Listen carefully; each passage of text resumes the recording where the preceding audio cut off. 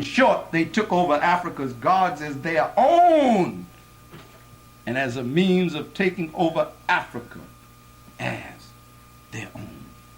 So anything you see written in the Bible, although we're finding out that the white man didn't originally write it, but he had rewritten it. But anything you see in that book or any other book that Europeans claim was first that which came from you and has now been inverted or reversed from the opposite of what you intended for it to be, and what it was meant to be, and used as a weapon against you. So now you can take it and put it back in its proper perspective. And summing up on document 2 and document 1 on the question, who wrote the Bible, brings us to what answer do you get? Who wrote the Bible, brothers and sisters? Black. The what? The black African people. Can you prove it? You can. If I can prove it, you can prove it. I see it on the wall. You saw it on the wall? Yeah, on the wall. And I just gave you a little bit. This isn't all of it. This is just some of it. And he who created the concepts and principles of morality that we find in the Bible. Who did that? Huh? Are you sure? Because you're kind of slow. Who developed the concept of anybody, God, the one God, the creative force of the universe, who recognized that a force as that existed before anyone else. So that's where it comes from. It comes from you. Therefore, it must come back to you. Let's go. We got a long ways to go. I'm going to stop the tape right now, my brother, just a second. Brother Khaled, the study, the African origin of the Bible. The next question comes to mind after we answered the question, who wrote the Bible? The next question comes to mind, what is it? What is the Bible? And that takes me to document 3. The book containing the what? You reading document 3 with me? Because I want you to collection of sacred writings accepted by Christians as inspired of God and as possessing divine authority. The English word Bible is a transliteration through the Latin and Old French of the Greek Biblia. Oh, I done raised a whole lot of stuff here, didn't I? Literally, little books. That's from the Seventh-day Adventist Bible Commentary. Well, now let's start breaking some of this down. Biblia, Greek word here now, means little books. What you have is a collection here. Not one book. You're looking at a library of books. Some 66 books that they decided to put in. That's not mentioning all those that were left out.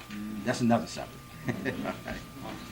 Christians and Jews consider these books to be sacred. There's no proof of it. Again, brothers and sisters, I'm not attacking it. I'm saying you cannot prove that it is or it isn't. It ain't necessarily so. It's considered to be sacred. Well, as a matter of fact, in ancient times, all writing was called sacred. Because didn't everybody write? Not even in high culture civilization of Africa. Anybody who had the writing was blessed of the god Tahuti. He had a special gift from God. So all writings were therefore sacred. And what does the word sacred mean? The word sacred, sacre, is a Latin word which means set apart. Set apart. Set apart and different. Holy comes from, might as well deal with these words because they're on your Bible. Holy, Bible. Holy comes from Holly, which is a Middle English word meaning sacred, which is a Latin word meaning, sacre is Latin, right? So I won't confuse you, meaning set apart. Holy is the English form of the Latin word meaning sacred, and it's another English word, heilig. You tell that's a German language, their Germanic language, which means whole. The sum of is what it means. So all writings by all people, you go anywhere in the world and people will pull out books and say, these are sacred. You go in Ethiopia, the Kiva Nagas is sacred. You go in the land of the Muslims, the Holy Quran is sacred. Set aside, set apart. Everybody in the world that could write had sacred books. So now what makes your sacred book better than my sacred book? It's written. It's the recording of knowledge. Now, here's how people think, even Africans. All nations, and this is a part of feeling good about yourself, self-esteem, which can be taken to an extreme, quite often is, like to feel that God spoke to the world through them. I like the term creator because God is dog spelled backwards. I just use it merely because it's one you're familiar with. So the creator spoke through us. Well, that's fine. I can accept that. He spoke to you. He spoke to you. Some folks went on an ego trip, say, he spoke through us alone to the whole world. And that's how you get communicated with from the creator. It has to come through us. And the Hebrews got a little carried away with that. The Muslims did too, at one point. It almost got all of our leadership killed one time.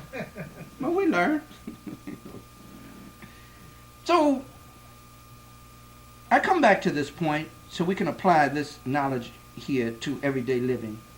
Never allow yourself to be reduced to the level that you argue with your brothers and sisters over your different understanding about the Creator. Find the common ground, because in all of it there is a basic concept which came from the African. It's there. And more than your doctrine, more than your personal belief, there is the supreme, most sublime, and holiest of all concepts that can be found in all the books that was chiseled on the ancient walls, and it is, do unto others as you would have them do unto you. Any religious concept that would allow you, any book that would allow you to mistreat your brother and your sister is not coming from the Creator, because that is the basis of all religious literature. Do unto others as you would have. That's the basis of all law. How people are going to deal with each other. Okay. I think I've dealt with that enough, because I really have a thing about overcoming that arrogance we have with each other about our differences. Man, I'm so happy to see brothers and sisters involved in any relationship with the Creator. Any kind. We got so hip during the 60s. Oh man, they in that Christian stuff. Look, I would rather see him go to that church than sell that dope on that corner. So I'm with my brother. We don't have to believe the same. This is my blood. Just love me. I'm going to love you. Pray for me when you go in there, man. There's something in there. You in there. You brought some spirit power with you somewhere. So just remember me, Jim. I don't care. When you go to the mosque, please take me with you. Because I need all, I draw on all of them. Well, what religion are you? I'm into all of it. I'm pulling from everywhere I can pull. Now, there's nothing wrong with you finding that religious ideology that you are comfortable with, to which you can best express yourself, because you need that organizational discipline that comes through it. That's fine for you, but your body don't have to do that.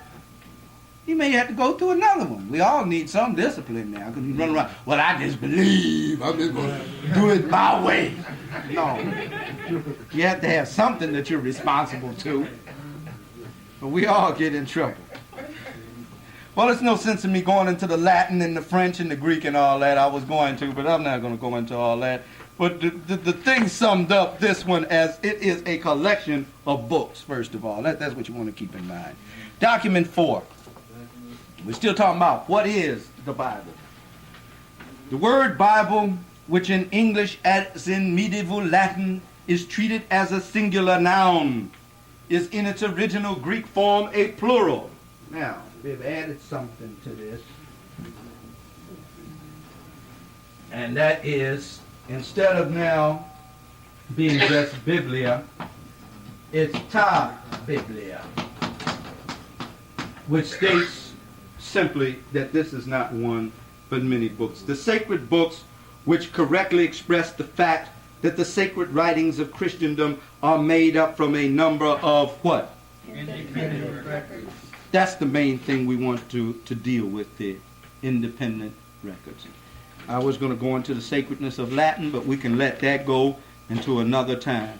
So the Bible, in essence, is a what? An independent collection of little books, a library.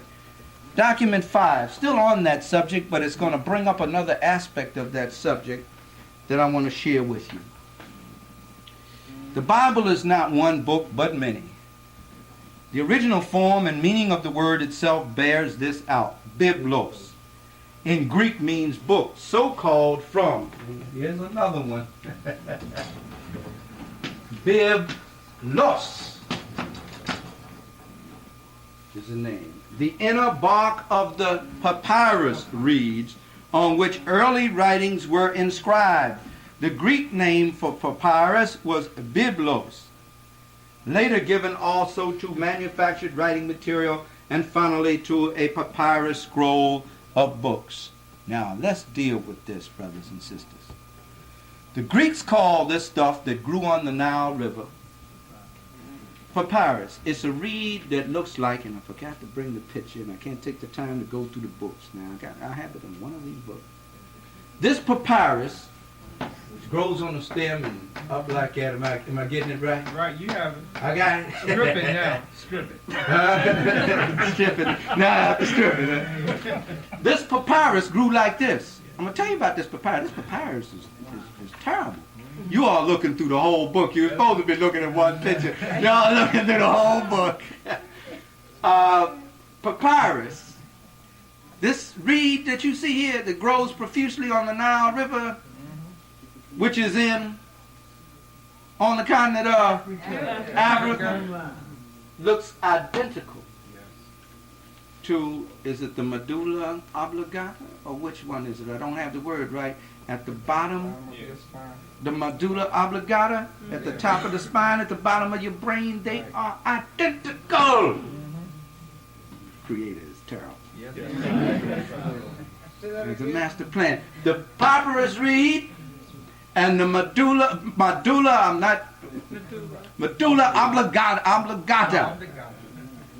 is at the base of your head here, right in your here up the top of your spine, is the same. It is a controlling factor in the brain as the papyrus. Now I'm going to tell you about this papyrus, which the Greeks called it biblos, the Latins called it papyrus, but the indigeni, the Kemetans called it comma. Comma. We're not going into the depth of that.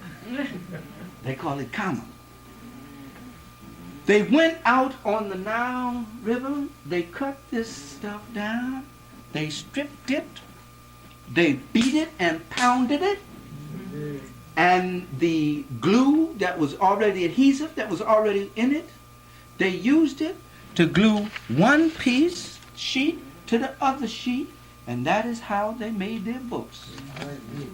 Their papyrus scrolls. That's how they did it. And I have a picture of it, but you had a book floating around out here. I need the book back. They made this writing material, this paper. That's where the word paper comes from, papyrus, which comes from biblos, which comes from quama. They are the first people in the world to make paper. For over 3,000 years, the Kemetans, Africans, dominated the paper industry. Why, you can't even print money without paper. You cannot record history without paper. Paper is the key to doing business in the world today, and always has been since the Stone Age. For that, they was knocking it out in stone. It took a dude a long time to write a book.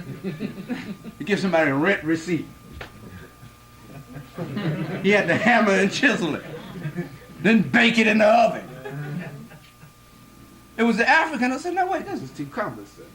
There's a better way to do this. paper, and with that came ink and the pen. He said, write it out. Again, that's how you do it. You can get it to him in a few minutes, right there. That's where book writing began. That's where Bible and all that. The word Bible comes from the Greek word biblos, which comes from which is connected with the word papyrus, which comes from Kwame. The very word Bible itself means that material that the African used to make paper. Now, I want you to think about that. The next time you pick up a piece of paper in your hand, think about what that piece of paper means. This means something special. This is the eternity of the black man and his knowledge and wisdom and understanding, for it would not exist in the world if he had not created it. Something as simple as that is God's revelation to you, that you're the one. Let's think about that. When you're in the office working around and stick some over in white folks' face. Look at that! You know where they came from? No, you might lose your gig if you do that. Don't do that for real. It'll make you feel like you're, look at that. You know what that is? That'll back you up. Page 20 in African history. That's sweet, isn't it? The ancients writ first upon palm leaves. They had to write on something. They had to put it down. It must be recorded. Because it take too long to be chiseling out these sphinxes and these statues. It take too long. Some way we have to let them know in the future what is happening now. So they started writing on palm leaves. Next, on the inside of the bark of trees, from whence the word liber, or book, derived. Liber is the Latin word for book. After that, upon tables covered with wax, on which the characters were impressed with an instrument called a stylus, sharp pointed at one end to write with, and flat at the other to efface what had been written. So erasers are very ancient.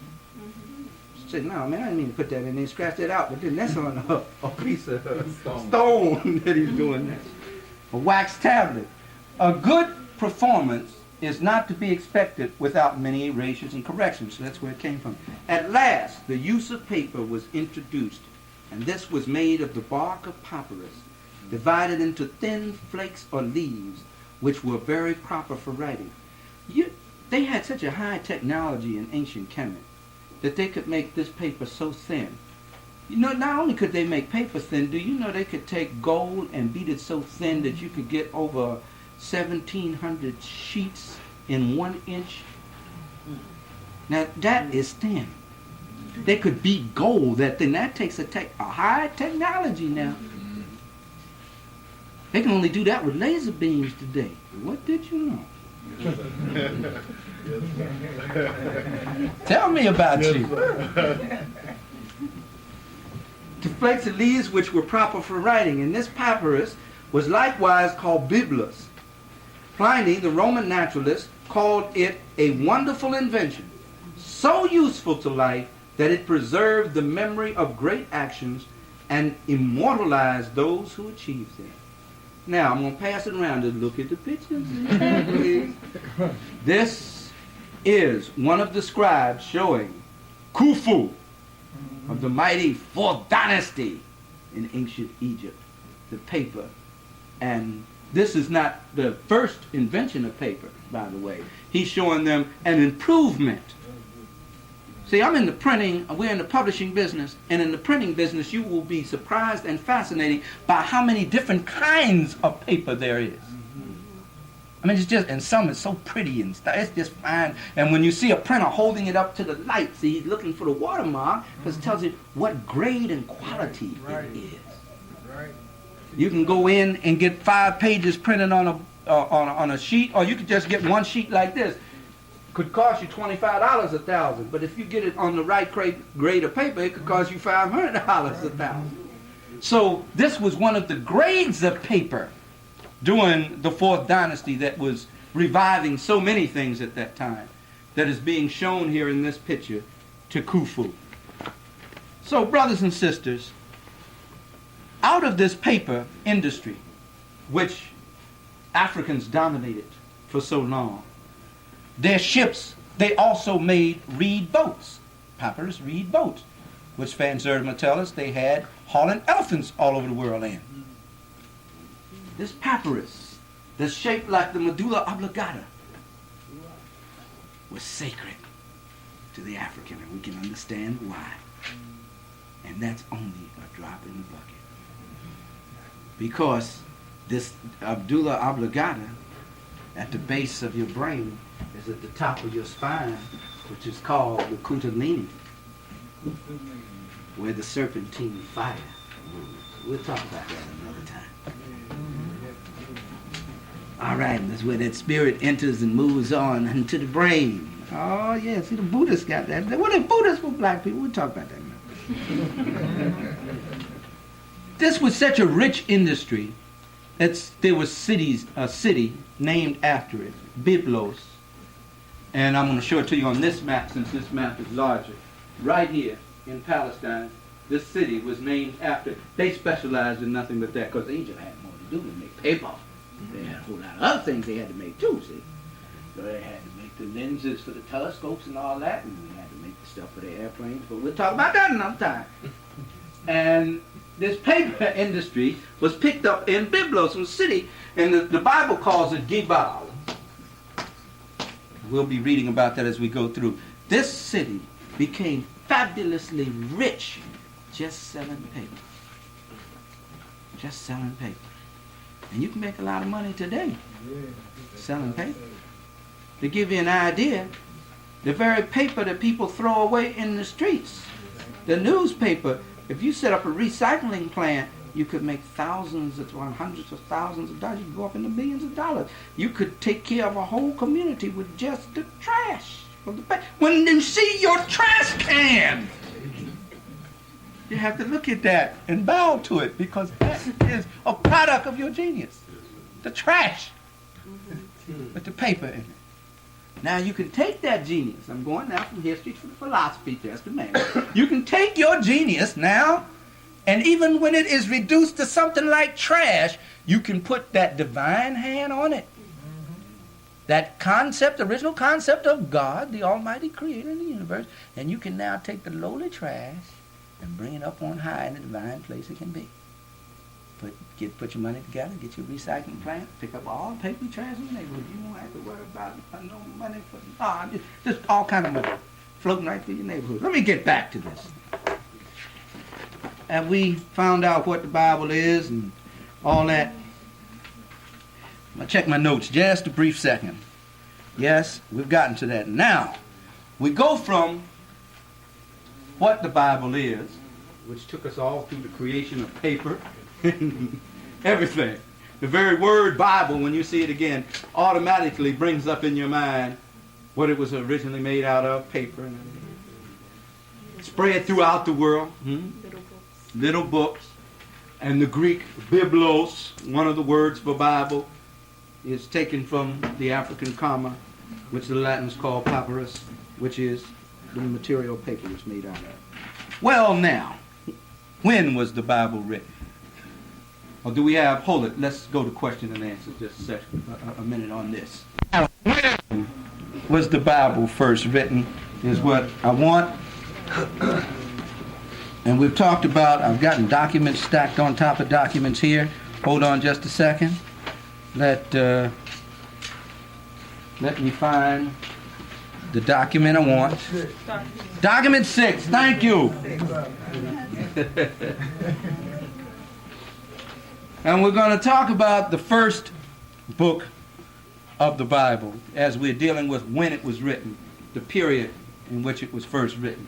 We'll clear the board off too, because we're going to have to do some writing. The first book of the Bible that we meet with in the present formation, or the present categorizing of the books now, the present way in which they're set out for us, is the book of Genesis. It's not necessarily that that was the first one to be produced. You have to keep that in mind. It bears traces of having been put together in its present form many years after the death of the great Hebrew patriarch Moses. Now, I want to keep Moses in mind there because they say that Moses wrote the book of Genesis. When the Canaanite was no longer in the land. We're starting to raise some issues we're going to have to deal with now. And the Jewish monarchy, that is the kingdom, indeed had been established. The two threads of narrative, primitive and priestly, are supposed to have been based upon older written accounts compiled from oral traditions and to have been put together to form the present book of Genesis in the days of Ezra, around 444. That should be 444 before the Christian era. And we get that from the Dumelo one-volume Bible commentary, page 2. It is said that Moses wrote the book of Genesis.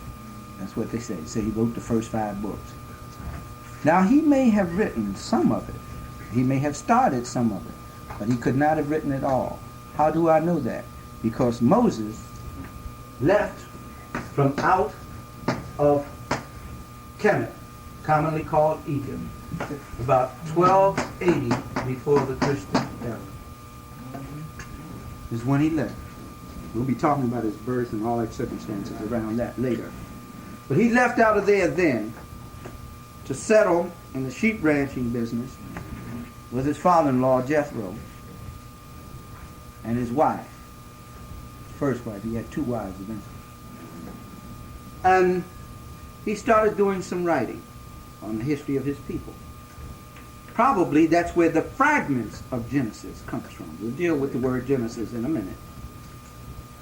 But it was not completed and compiled in its present form until way after the death of Moses.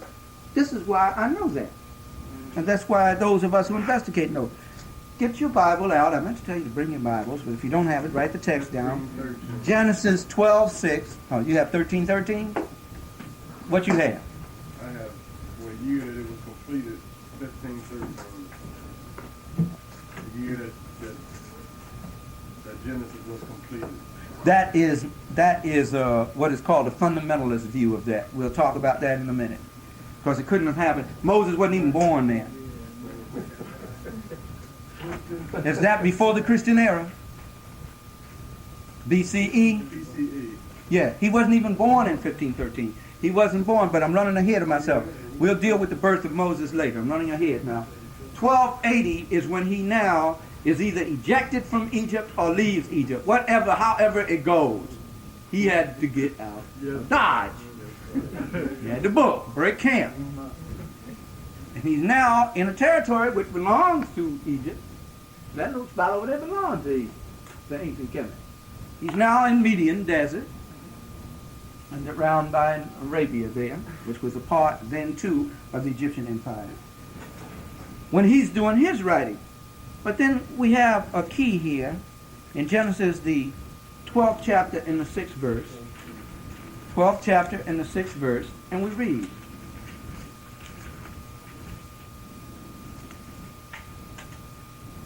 Is that Genesis?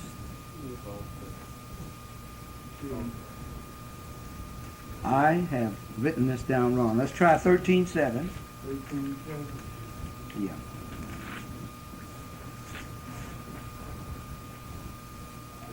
All right. 13:7 says. Oh, all right. 12:6 is what I want. I'm sorry. Here we go. And Abram passed through the land unto the place of Shechem, unto the plain of Moreh, and the Canaanite was then in the land. That's what I want. The Canaanite was then in the land. We're not going to do a description of the Canaanites now because that was another group of African people. The point is, this writer, or this editor of the 12th chapter of Genesis is obviously writing after the fact. Because he's saying that at the time he's writing, the Canaanite is not in the land. He's saying when Abraham came through, the Canaanite used to be in the land. Moses wouldn't have been writing about the Canaanite used to be in the land because the Canaanite was in the land when Moses was living. So now Moses could not have written that because it has to have been written by a person after the fact itself. Just like saying, back in my great-grandmother's day, when she was alive, Now, your great-grandmother wouldn't write like that about herself. She wouldn't write, this happened, or she would write, this happened when I was alive, because she's not dead yet. She wouldn't write it that way. She would write, this is the way it happened in this day. But you would say, back when my great-grandmother was alive, this is what happened. This is what the writer is saying. Back when there was Canaanites still in this land is when Abraham came through. Now, Abraham preceded Moses. So Moses, therefore, could not have been writing. Is that clear? Do I see questions in your mind? Another point, 13:7. And there was a strife between the herdmen of Abram's cattle and the herdmen of Lot's cattle. And the Canaanite and the Perizzite dwelt then in the land. Which means what? They're not in the land now. In the day that I'm writing, they're not in the land. But back then, they were in the land. Moses would not have written it that way because Canaanites were in the land. There's another point there. Genesis 36:31. Now this is talking about the Mosaic authorship of the book. And we're trying to establish when the Bible was first written. All right, 36:31. And these are the kings that reigned in the land of Edom before there reigned any king over the children of Israel. Now, how did Moses know there was even going to be a king over Israel? It wasn't even going to be set up as a monarchy. It was supposed to be ruled as a theocracy. That means it's ruled by God through a prophet or a priest. A monarchy is it is ruled through a king. Moses had no concept of there being a king over Israel. But this is an after-the-fact writing because he says, before there reigned any king. So this has to be a person writing at a time when there were kings reigning in Israel. Now, when did kings begin to reign in Israel? About 1020 BCE. At least 260 years after Moses had written. That's when they first began to have kings. So we're seeing here that that statement had to be written at least 200 years after Moses, 260 years. Well, historically, we have been able to pinpoint that it was written around 444 before the Christian era, because it was one of those times that they were now going through the Hebrew literature and revising it and editing it. So Moses may have written some of it in 1280, but the actual book that you see in its content was not completed until 444 before the Christian era. As a matter of fact, I'm not going into detail right now because we're going to cover it later, the total Genesis as we have it was not finished until 90 of the Christian era at the Council of Jamnia. So what you're looking at is not what the reason why we're bringing this up is because people tend to think that the writers of the Bible, of these different books of the Bible, acted as secretaries, and God said, I want you to write this down. They say, okay, I'm going to write that. Now write this. I'm going to write that. It didn't work that way. One man wrote down something, a couple hundred years later, somebody picked it up and said, oh, this is good. He put some more to it. He put some more to it. He kept doing revised editions. Revised is like me taking Dr. Ben's work and doing a revised edition of it later on. That's what that's like. So you may have had fragments of the Bible begin in 1280 BCE, but it took over 1,000 years to put that together. Over 1,000. Now here's the point I'm raising. Brothers and sisters, please now. I am not attacking anyone. But we have always been told, this is something to consider, that it is the inspired word of God. If it therefore is the inspired word of God, how can it possess so many contradictions that we'll be talking about later? It is obviously, even though it may be inspired by God, the work itself is the work of men. Yeah. That's why you cannot afford to fight over it. I won't deny that there's inspiration from the Creator in it. But I've mentioned before, there's inspiration from the Creator in the Quran and other sacred writings. Why do I keep raising this? Because if one thing if we could eradicate in our age above all others, and the many ills we need to eradicate, it is this one of struggling with each other over our different understandings of God's revelation to the world. If we can overcome that, man, that is one tool that white folks will not be able to use. Now, when he can't use that, man, that's a powerful tool to use it. Well, you believe this way. Why are you associating with him over there? Christian and a Muslim together? Well, y'all supposed to be fighting. Oh. And when he sees a Christian go into the mosque and bow down and Allah Supreme, when he see him do that, Allah Akbar, and then he see a Muslim come out and go to Christian and sit down and say, all praise be unto the Lord. Wow, what is that? How they do that? But that's how you first did it. That's how it started out. All right, so in talking about when this book was written, the first point we want to establish there is it was not completely done. It started in 1280, but it was not finished then. We're continuing on now to talk about when the Bible was written. Now that we've established who wrote it and what it was. Document 7. Genesis is the first book of the 5 books which compose the Pentateuch and deal with the history and religion of the Hebrews before their final settlement in Canaan. Oh, that's an interesting story when we get to it. It is known in Hebrew as Bereshith, in the beginning, from the words with which it opens. Genesis is a Greek word meaning origin or beginning and is the name applied to it. But the word that the Hebrews gave to it was Bereshith. So when you look at the book of Moses, it's the book of Genesis, it's Bereshith. Because that's Hebrew. That's in your document 7. You got your documents there? Document 7. Right. Bereshith. Not Genesis. That's Greek. The Greeks didn't write this. They did a lot of translating on it, but they didn't write it. They messed up as much as they could, but they did not write it.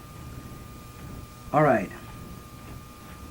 It was a common thing back in those days to attribute to the great heroes of your nation the writings. It wasn't considered to be, it was just a common practice. What it actually is saying is I'm writing in the tradition of, I'm writing in the name of. If I were to write a book today and say, well, look, I'm writing in the tradition of. It's like a dedication. I dedicated Destiny to Dr. Justice. Wish you could have met him. Ooh, this brother was so heavy his eyes broke down. But I'm writing in his tradition. But now someone could come along later and call it the Book of Jacob Justice. They won't stop at the fact that I merely dedicated it to Jacob Justice. They're going to make it the sacred book of the writings of the prophet, because the older a book gets, the more sacred it becomes. The further removed from how it actually developed, the more fantastic the method in which it was conceived. This book one day, 200 years from now, may be considered as one that came out of the sky on the mountaintop, like other books. That could possibly happen, but that's not what I intend to happen. So for them to put Moses and all the other prophets' names on the books, no matter, the dude acted like a ghostwriter. He was writing it, but he put their name because it gave validity to what he was writing and would be accepted as a sacred work by the people. So that's why it's called the first book of Moses. That's one of the names for Genesis, the first book of Moses.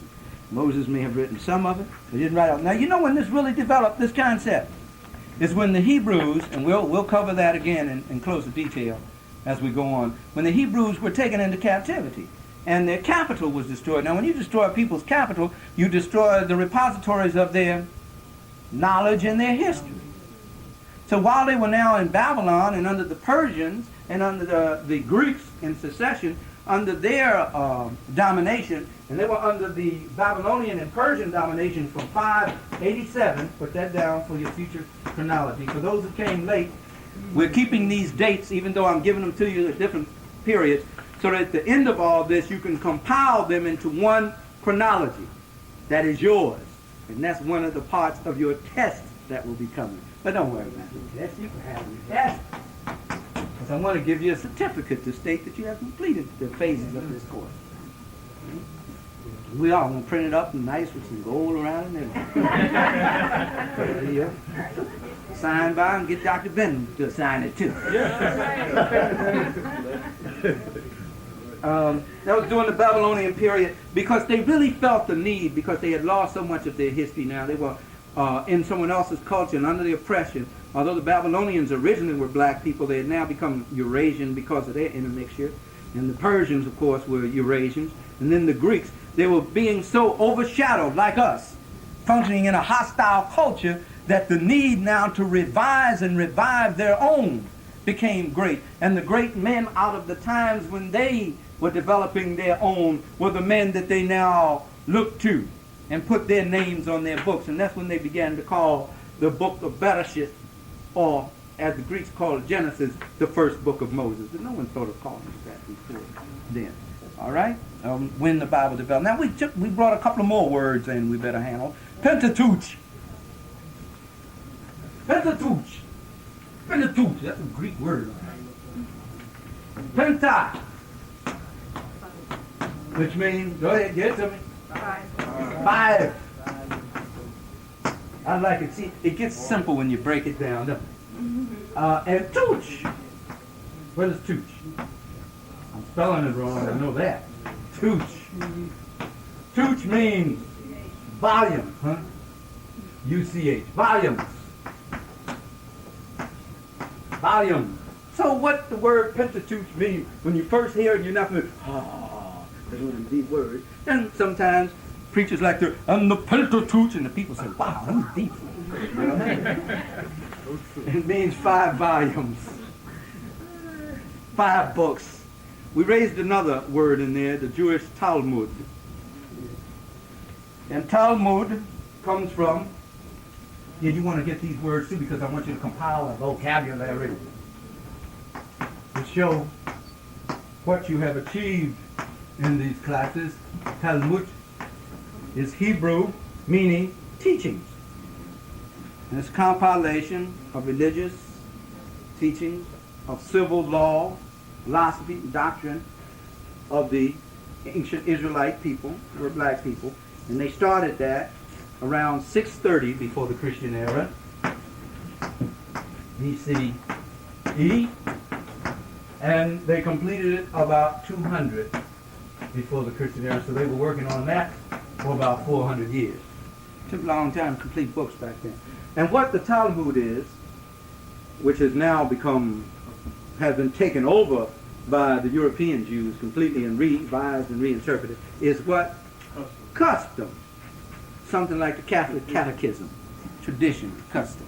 And what Jesus, one of the problems that Jesus was having in his day, Jesus ben Joseph, was having, is he said, you're teaching as the laws, the ancient laws laid down by our fathers, the ancient laws of God, or the Creator, you're teaching the traditions of men as these laws. They were teaching more Talmud than they were teaching Torah, or the ancient principles that the first 5 books of the Bible was founded on. We'll deal with the word Torah later.